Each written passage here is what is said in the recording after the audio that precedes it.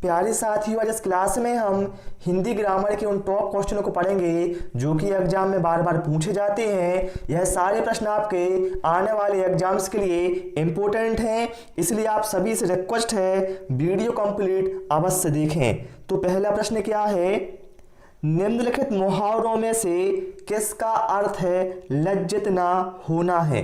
बताना है इन चार मुहावरों में से किस मुहावरे का अर्थ है लज्जित ना होना है।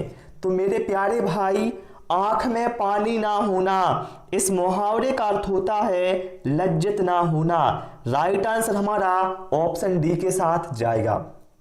ठीक है, इसके साथ साथ आप लोग इन मुहावरों को भी ध्यान रखें। आंखों पर चर्बी छाना, इसका अर्थ क्या होता है घमंडी होना, क्योंकि ये भी भैया एग्जाम में बार बार पूछे जाते हैं। आंख में गड़ना, इसका अर्थ क्या होता है अत्यंत अप्रिय होना।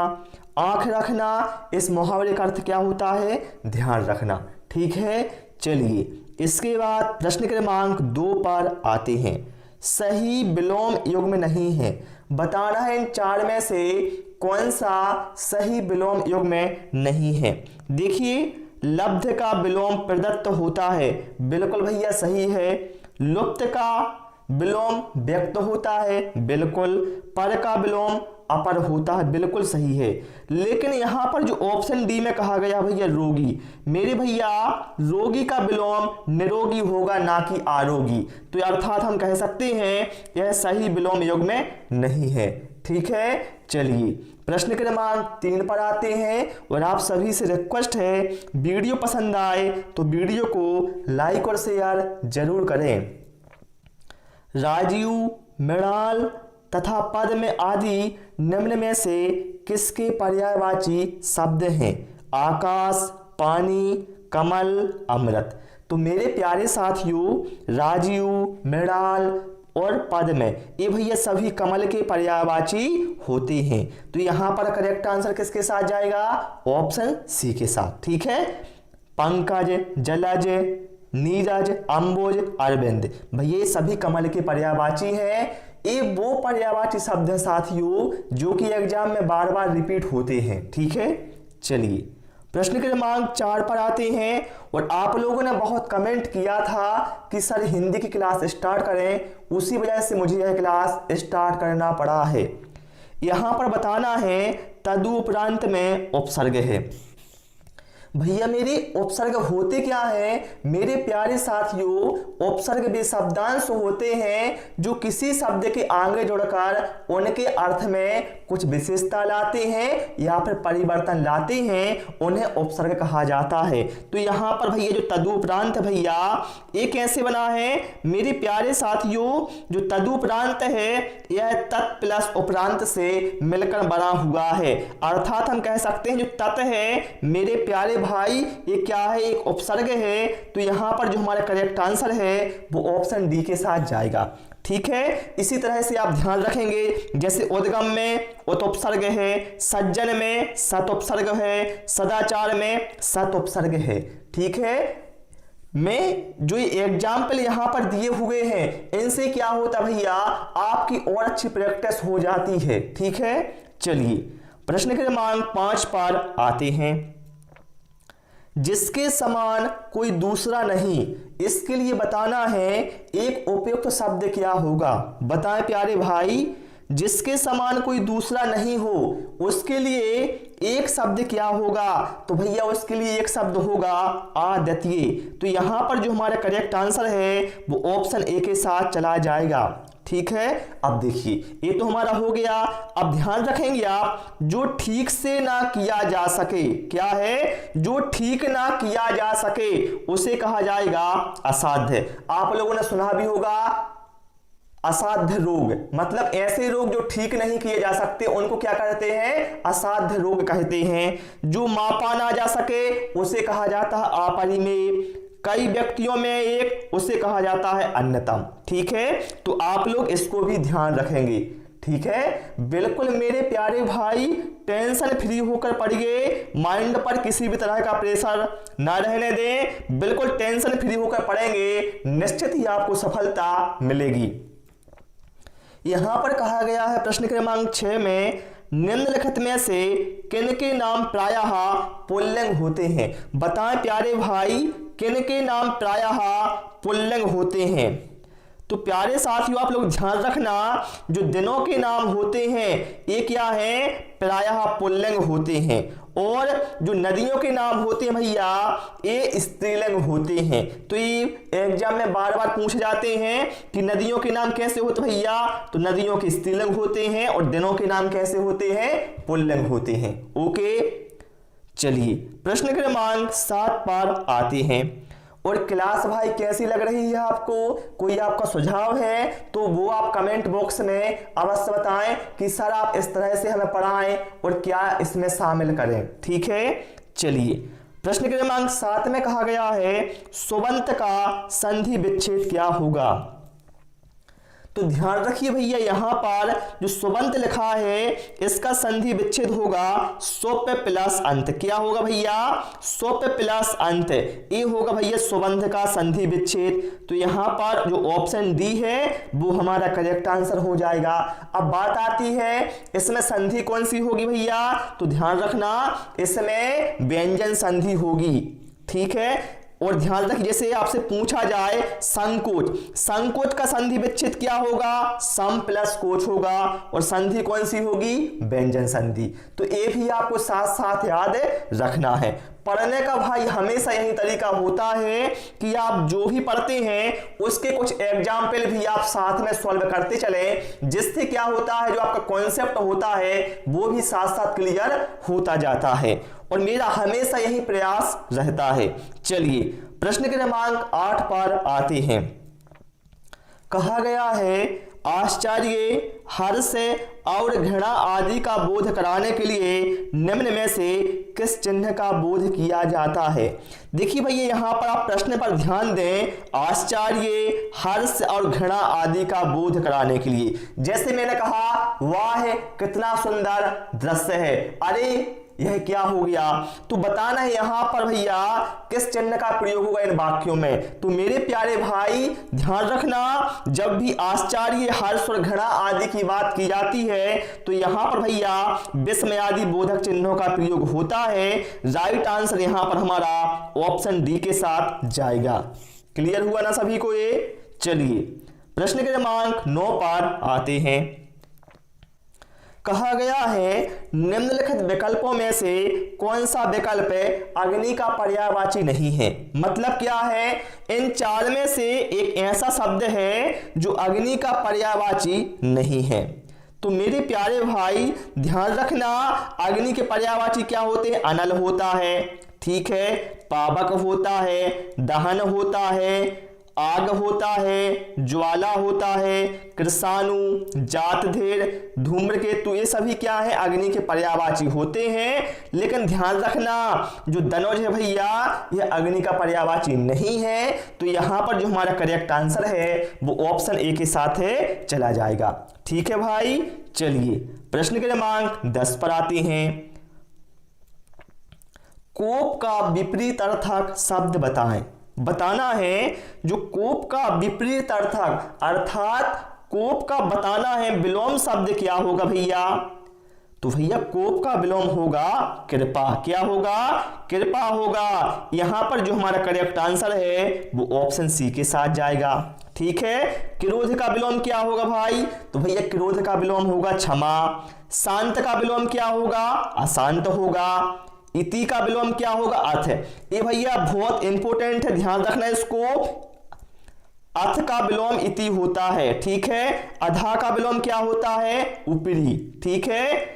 चलिए प्रश्न क्रमांक 11 पर आते हैं।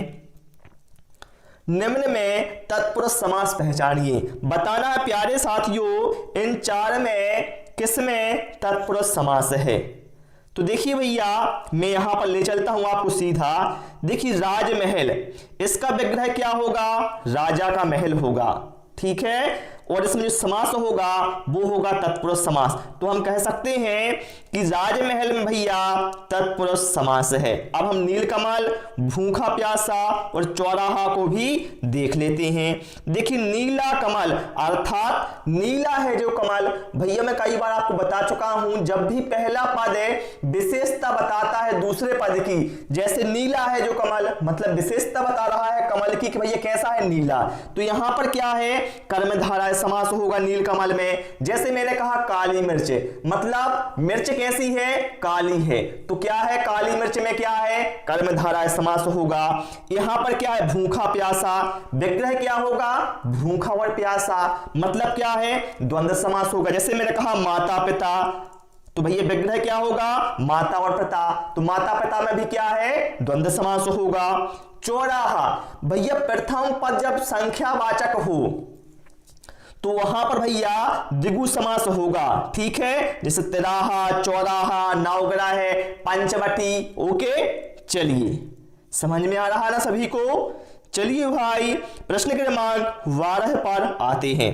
कारक के कितने भेद होते हैं बताएं आप लोग, कारक के भेद कितने होते हैं भैया, तो यहां पर आप लोग हमेशा ध्यान रखिएगा कारक के भैया 8 भेद होते हैं। और भैया आपको विभक्ति भैया सभी की याद होना चाहिए, वो आप सूत्र याद कर लो कर्ता ने कर्म को, ठीक है, उससे आपको सभी की विभक्ति आसानी से याद रहेंगी। तो यहां पर आप देखें कारक भैया 8 होते हैं, यहां पर आप नाम देख सकते हैं, ठीक है। चलिए प्रश्न क्रमांक 13 पर आते हैं।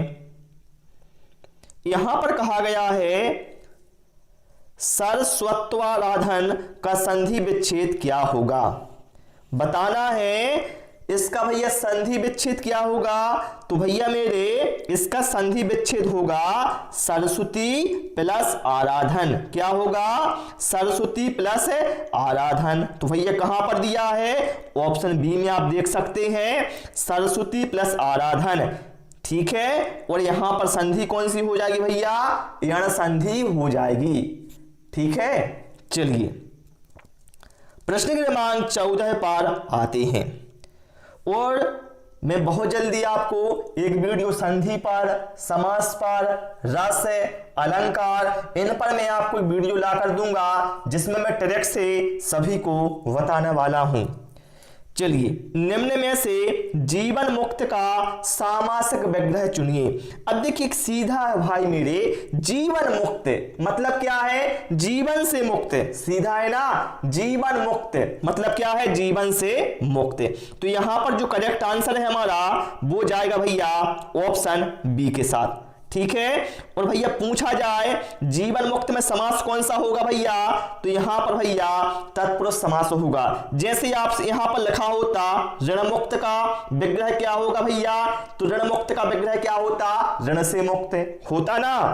ओके चलिए देखिए यहां पर और भी एग्जाम्पल समझाए हुए हैं। चलिए प्रश्न क्रमांक 15 पर आते हैं। यहां पर कहा गया है भाई अर्थ के आधार पर निम्नलिखित वाक्य का भेद बताएं। ईश्वर करे आपकी यात्रा शुभ हो। तो भैया मैंने आपको बताया ना कि जहां पर क्या है भैया, देखिए जिन वाक्यों में इच्छा, आशीष एवं शुभकामना आदि का भाव प्रकट होता है उन्हें इच्छावाचक वाक्य कहते हैं। यहां पर भैया क्या है मेरी इच्छा है व्यक्त की जा रही है कि ईश्वर करे आपकी यात्रा शुभ हो। जैसे मैंने कहा भगवान करे या ईश्वर करे आप परीक्षा में सफल हो जाएं, तो मतलब क्या है यहां पर हमारी इच्छा है अर्थात ये भी क्या है इच्छावाचक वाक्य होगा, ठीक है। ओके चलिए प्रश्न क्रमांक 16 पर आते हैं। डाकू का पर्यायवाची क्या होता है, तो मेरे प्यारे भाई डाकू का पर्यायवाची क्या होगा भैया यहां पर बटमार, मतलब क्या है बटमार मतलब बटुआ मारने वाला, उसी को क्या कहा जाएगा डाकू, ठीक है।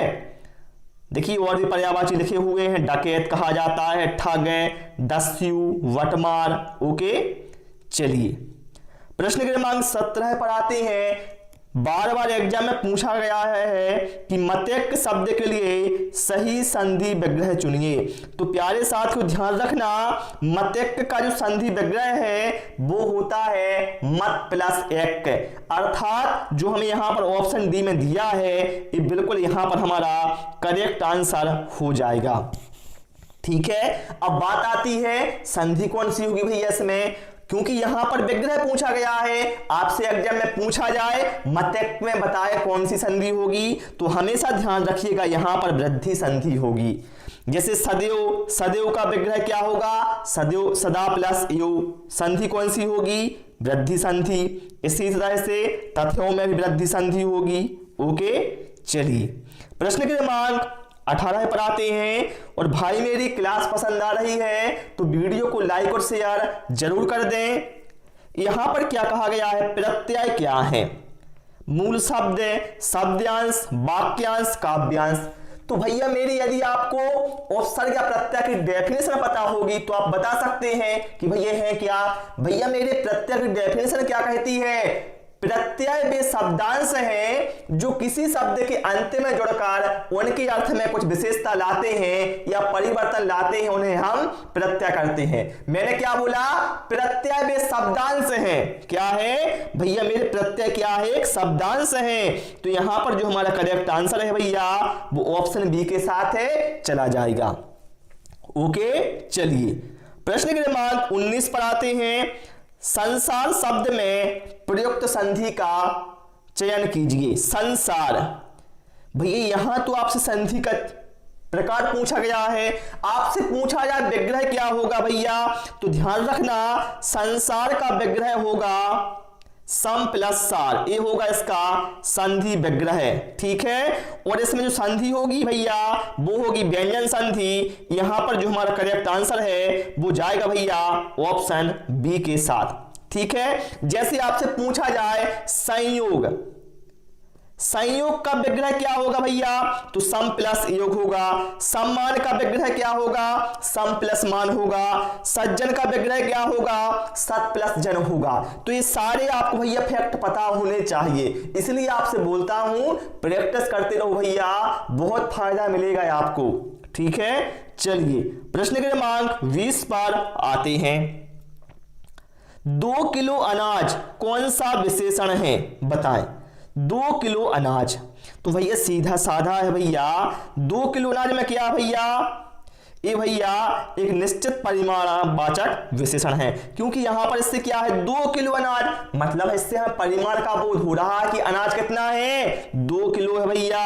तो यहां पर जो हमारा करेक्ट आंसर है, ठीक है, वो क्या होगा, परिमाणवाचक विशेषण के साथ है, चला जाएगा। ओके, तो प्यारे साथियों आज इस क्लास में इतना ही। उम्मीद है आप सभी को क्लास पसंद आई होगी। क्लास पसंद आई हो भाई, सभी से रिक्वेस्ट है वीडियो को लाइक और शेयर जरूर करें, और पहली बार चैनल पर आए हैं तो चैनल को सब्सक्राइब करें। Thanks for watching this video.